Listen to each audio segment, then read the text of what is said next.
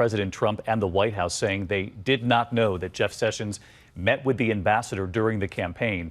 The president during a visit to an aircraft carrier in Virginia today, standing by his attorney general, saying he shouldn't recuse himself. But a short time later on national television, that is exactly what he did. ABC senior White House correspondent Cecilia Vega from Norfolk. During a tour of a new aircraft carrier in Virginia today, President Trump offering his full support for his embattled attorney general. Mr. President, do you still have confidence in the attorney general, sir? Total.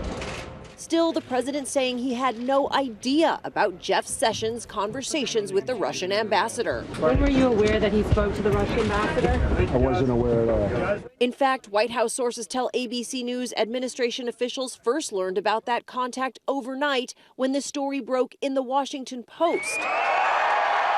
Today, what should have been a victory lap after the president's speech to Congress was overshadowed by yet another round of questions about his team's contacts with Russia during the campaign. For months, the president insisting there were no contacts. To me in January... Did you or anyone in your campaign have any contact with Russia leading up to or during the campaign? Nothing at all? Not at all, he said. And to ABC's John Carl 2 weeks ago. Can you say definitively that nobody on your campaign had any contacts with the Russians during the campaign? And on the leaks, is it fake news or are these real leaks?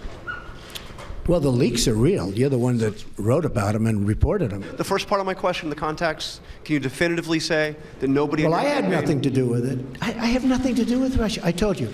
I have no deals there. I have no anything. He has already lost one key aide over it. The president fired his national security advisor, Michael Flynn, for lying about the nature of his conversations with the Russian ambassador. And tonight, another revelation. The president's son-in-law and senior advisor, Jared Kushner, met with Flynn and the same ambassador at Trump Tower in December, the same time the Obama administration was deciding how to punish Russia for meddling in the election.